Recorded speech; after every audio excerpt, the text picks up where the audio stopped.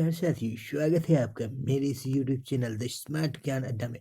जी हाँ साथियों, आज आपके बीच लेकर के आए हैं बाल विकास एवं शिक्षा शास्त्र से बहुत ही महत्वपूर्ण प्रश्नों को। बाल विकास एवं शिक्षा शास्त्र पार्ट 5। जी हाँ साथियों, पार्ट 1, 2, 3, 4 देखना चाहते हैं तो वीडियो के नीचे दिए लिंक को क्लिक करके आप द स्मार्ट ज्ञान अड्डा चैनल में जा करके देख सकते हैं। आप गूगल से भी द स्मार्ट ज्ञान अड्डा को खोज सकते हैं, या आप यूट्यूब से भी द स्मार्ट ज्ञान अड्डा को सर्च करके आप चैनल में जा करके इसके बहुत सारे वीडियो को देख सकते हैं साथियों। जहाँ तक सवाल है बाल विकास एवं शिक्षा शास्त्र या बाल मनोविज्ञान एवं शिक्षा शास्त्र का, तो ये एक ऐसा टॉपिक है जो सभी प्रतियोगी परीक्षाओं में यहाँ से प्रश्न आते हैं। और यदि बीटेट, सीटेट, एसटेट या शिक्षक से संबंधित कोई प्रधानाध्यापक, प्रधान शिक्षक की परीक्षा हो तो क्या कहने, ये जो टॉपिक है टॉप प्रायोरिटी रहता है साथियों। तो फिर आज का वीडियो काफ़ी महत्वपूर्ण है साथियों, इसको स्किप नहीं करेंगे, शुरू से लेकर अंत तक देखेंगे साथियों। तो काफ़ी महत्वपूर्ण वीडियो होने वाला है आज का। और ये वन लाइनर क्वेश्चन को आज लिया गया है समय को बचाने के लिए, ताकि बेसिक से बेसिक सवाल जो है बाल मनोविज्ञान का लिया गया है साथियों, और शिक्षा शास्त्र का जो हर एक परीक्षा के लिए काफ़ी महत्वपूर्ण है साथियों। तो फिर शुरू करते हैं आज का वीडियो। और वीडियो यदि पसंद आ रहा है तो वीडियो को लाइक कर दे साथियों, और चैनल को अब तक सब्सक्राइब नहीं किया है तो सब्सक्राइब कर दे साथियों। तो देर नहीं करते हैं और चलते हैं आज के पहले स्लाइड पर और लेते हैं आज का पहला स्लाइड। ये रहा आपके बीच। जी हाँ साथियों, भाव प्रकाशन का सर्वोत्कृष्ट एवं अंतिम साधन क्या है? जी हाँ साथियों, भाव प्रकाशन का सर्वोत्कृष्ट एवं अंतिम साधन जो है वो लिखना है साथियों। लिखना, लिख करके ही हम लोग भाव प्रकाशन का सबसे उत्कृष्ट रूप में और सबसे अंतिम साधन के रूप में जानते हैं। अगला प्रश्न लेते हैं। 1986 के शिक्षा नीति में किसको शिक्षा का प्रधान धुरी माना गया था? काफी महत्वपूर्ण प्रश्न है साथियों। तो शिक्षक को माना गया था, यानी कि शिक्षक केंद्रित शिक्षा की वहां पर वकालत की गई थी साथियों। भाषाई कौशल का प्रथम सोपान क्या है साथियों? भाषाई कौशल का प्रथम सोपान क्या है? सुनना। सबसे पहले जो है कोई भी बच्चा क्या करता है? सुनना शुरू करता है साथियों, उसके बाद फिर वो अन्य किसी कौशल को सीखता है। अगला प्रश्न लेते हैं। यदि आप किसी देश के सांस्कृतिक तथा सामाजिक स्तर को जानना चाहते हैं तो देखिए कि वहाँ के अध्यापकों को कितनी प्रतिष्ठा मिलती है। यह किसका कथन है? जी हाँ साथियों, यह सैयदीन का कथन है। काफी महत्वपूर्ण कथन कहा था अध्यापकों के फेवर में, कि अध्यापक की वहाँ पर क्या स्थिति है। इससे आप अध्यापक की प्रतिष्ठा से आप जान सकते हैं कि वहाँ की सामाजिक और सांस्कृतिक स्थिति क्या है। जी हाँ साथियों, शिक्षा को अंग्रेजी में एजुकेशन कहा जाता है। जी हाँ साथियों, EDUCATION एजुकेशन कहा जाता है। इसकी उत्पत्ति किस शब्द से हुई? लैटिन भाषा के शब्द एडुकेयर और एडुकेटम, तीन शब्द है साथियों। एडुकेयर,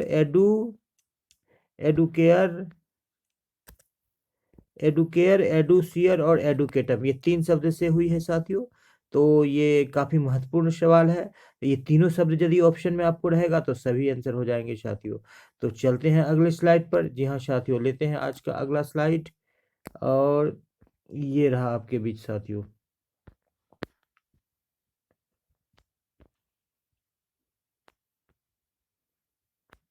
शास्त्रीय अनुबंध का सिद्धांत किसने दिया? जी हाँ साथियों, शास्त्रीय अनुबंध का सिद्धांत पेवलोव ने दिया है साथियों। तो पेवलोव किस संप्रदाय के समर्थक थे? पेवलोव व्यवहारवादी सिद्धांत के समर्थक। काफी महत्वपूर्ण सवाल है साथियों। शास्त्रीय अनुबंधन का सिद्धांत किसने दिया? पेवलोव ने। डमरू पर बंदर का नाचना किस सिद्धांत पर कार्य करता है? शास्त्रीय अनुबंधन का सिद्धांत। जी हाँ साथियों, जो पेवलोव ने दिया उसके डमरू पर बंदर को नचाया जाता था उस सिद्धांत के अनुसार, उसी पर यह आधारित है साथियों।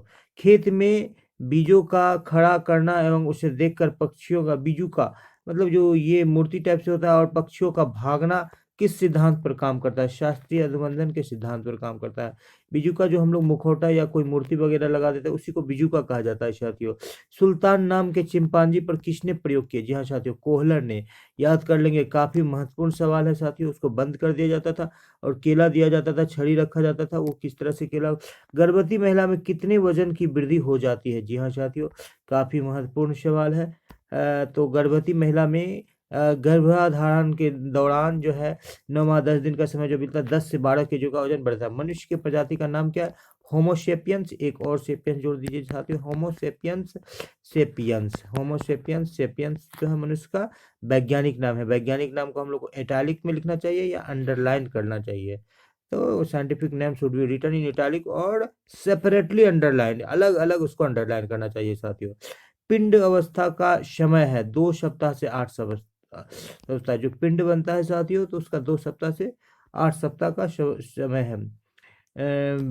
डिम्ब अवस्था का समय 14 दिन। जी हाँ साथियों, 14 दिन के बाद वो जो है डिम्ब परिपक्व हो जाता है, फिर वो निकलता है फेलोपियन नलिका में। 28 दिन का पूरा चक्र चलता है, मासिक चक्र। जन्म के समय बालक का औसत वजन होता है 2 किलो 700 ग्राम है जो बालक का ये औसत वजन है, एवरेज। बहुत सारे बच्चे इससे भी कम उम्र के होते हैं, वजन के होते हैं, और बहुत सारे 3 साढ़े 3 केजी 4 केजी तक के होते हैं। जन्म के समय बच्चे का वजन होता है पाउंड में मानेंगे तो 7 पाउंड, 2 केजी 700 ग्राम 7 पाउंड, लगभग जो है 450 ग्राम के आसपास 1 पाउंड होता है। जी हाँ साथियों, 454 ग्राम। शिक्षा मनोविज्ञान की उत्पत्ति मानी जाती है, काफी महत्वपूर्ण सवाल है साथियों। 1900 ईस्वी में शिक्षा मनोविज्ञान की उत्पत्ति मानी जाती है। जी हाँ साथियों, लेते हैं आज का अगला प्रश्न 18वें। मनोविज्ञान को एक विषय के रूप में निश्चित आधार देने का श्रेय जाता है विलियम जोन्स को। जी हाँ साथियों, काफी महत्वपूर्ण सवाल है, नोट कर लेंगे।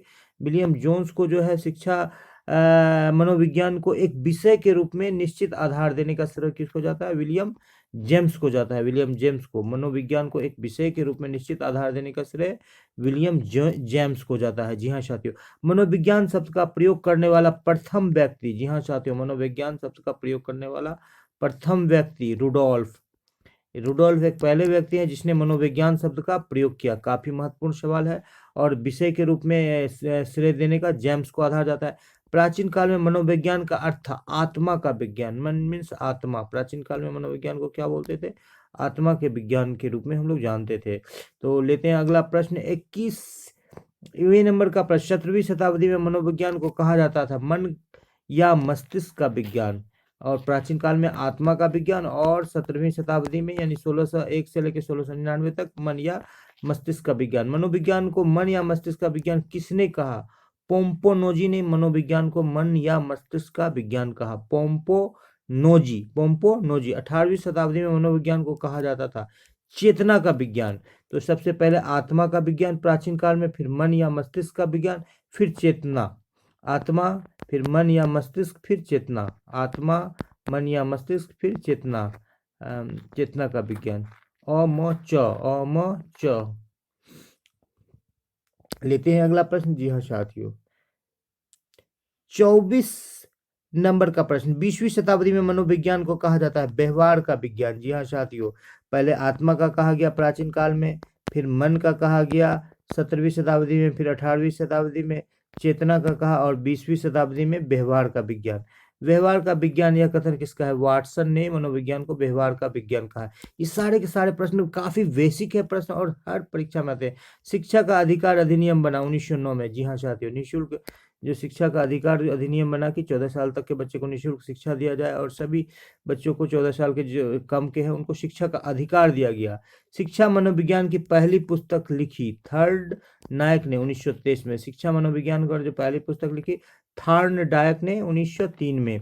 शिक्षा अधिनियम लागू हुआ 1 अप्रैल 2010 को। शिक्षा का अधिनियम लागू हुआ 1 अप्रैल 2010 को। शिक्षा का अनिवार्य एवं निःशुल्क शिक्षा का अधिनियम लागू किया गया 4 अगस्त 2009 को। जी हाँ, जो पिछले स्लाइड में था, जो शिक्षा का निःशुल्क अधिनियम 14 साल के बच्चे तक के को जो है निःशुल्क एवं अनिवार्य शिक्षा देने का बीड़ा उठाया सरकार ने, और इसी को शिक्षा का अनिवार्य एवं निःशुल्क शिक्षा अधिनियम 4 अगस्त 2009 को ये लागू किया गया साथियों।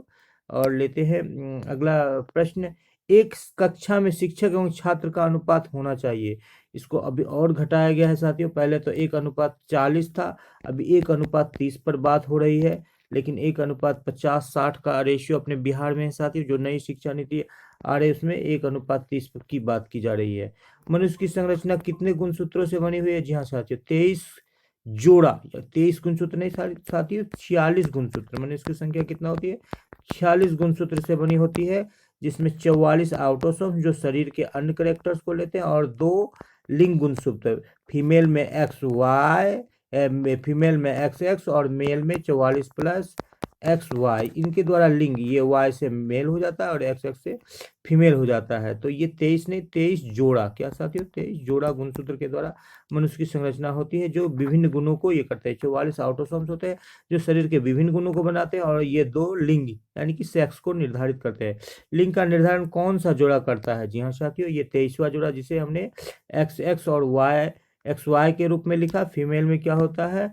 44 प्लस एक्स एक्स, ये फीमेल हो गया साथियों, और 44 प्लस एक्स वाई ये मेल हो गया। तो ये जो 23वां जोड़ा होता है एक्स एक्स से फीमेल का यानी कि स्त्री का, और एक्स वाई से पुरुष का जो निर्धारण होता है, ये 23वां जोड़ा गुणसूत्र होता है मनुष्य में, जो कि लिंग निर्धारण करता है। क्या करता है साथियों? Sex determination. डिम अवस्था कितने दिनों की? 14 दिनों की। जी हाँ साथियों। पिंड अवस्था का समय कितने दिनों का होता है? 14 दिन 2 महीना। जी हाँ साथियों, पिंड अवस्था के समय कितना होता है? 14 दिन 2 महीना। गर्भवती महिला का वजन कितना बढ़ सकता है? 10 से 12 किलो साथियों। मनुष्य का किस प्रजाति में आता है? होमोसेपियंस साथियों। काफी सारे प्रश्न रिवाइज हो रहे हैं साथियों। 2 केजी जन्म के समय बालक का वजन कितना होता है? जिसको हम लोग कहते हैं 2 केजी 700 ग्राम या 7 से 750 पाउंड।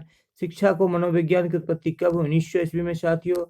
तो इसको रिपीट कर देते हैं साथियों। मनोविज्ञान को एक विषय के रूप में निश्चित आधार देने का श्रेय किसको है? विलियम जेम्स को है। ये अमेरिका के थे साथियों। अमेरिका के मनोविज्ञान के जनक किसे कहा जाता है? विलियम जेम्स को कहा जाता है। जी हाँ साथियों। छोटे मोटे और चौड़े गोल व्यक्ति क्रिस्मर द्वारा किया गया व्यक्तिगत वर्गीकरण के किस श्रेणी में आता है? पिकनिक्स की श्रेणी में आते हैं साथियों।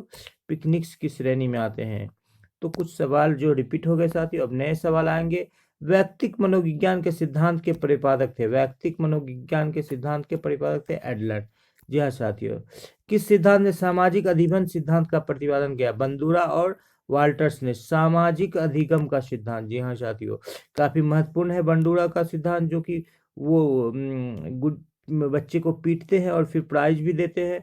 अगला प्रश्न लेते हैं। कार्ट लेविस के अनुसार समूह में जो परिवर्तन होता है उसे कहते हैं गतिशीलता। कार्ट लेविन के अनुसार समूह में जो परिवर्तन होता है उसे गतिशीलता कहते हैं। जी हाँ साथियों। और 16 पीएफ का प्रयोग किसने मापन हेतु किया जाता है? व्यक्तित्व के मापन हेतु 16 पीएफ। काफी महत्वपूर्ण सवाल है साथियों 16 पीएफ का।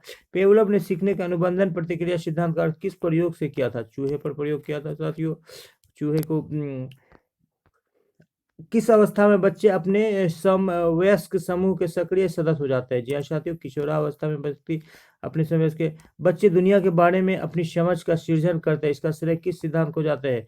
जीन पियाजे के सिद्धांत को जाता है। बच्चे दुनिया में अपनी समझ का सृजन करते हैं, खुद से सृजन करते हैं, ये किसको जाता है? जीन पियाजे को जाता है। तो इसी के साथ आज का वीडियो साथियों यहीं पर समाप्त होता है। और ये वीडियो यदि आपको पसंद आ रहा है तो साथियों आप सब्सक्राइब कर लें। और द स्मार्ट ज्ञान अड्डा में आपके लिए लगभग 50 वीडियो डाले जा चुके हैं साथियों। और ये चैनल की जो आयु है लगभग 2 महीने की हो गई है। तो आपने बहुत सारा प्यार दिया है, और अब तक भी कोई साथी यदि चैनल को सब्सक्राइब नहीं किया है तो उनसे आग्रह है कि इस चैनल को सब्सक्राइब कर दे। ये आपके उज्जवल भविष्य की कामना करता है साथियों। द स्मार्ट ज्ञान अड्डा चैनल है, इसको वीडियो को शेयर कर दे और लाइक कर दे, चैनल को सब्सक्राइब कर दे साथियों। और इसी के साथ आपका दिन शुभ हो, आपसे विदा लेते हैं साथियों। जय हिंद, जय भारत। फिर एक बार नए और अच्छे संकलन के साथ आपके बीच हाजिर होंगे साथियों। इसी के साथ आपसे विदा लेते हैं। जय हिंद, जय भारत।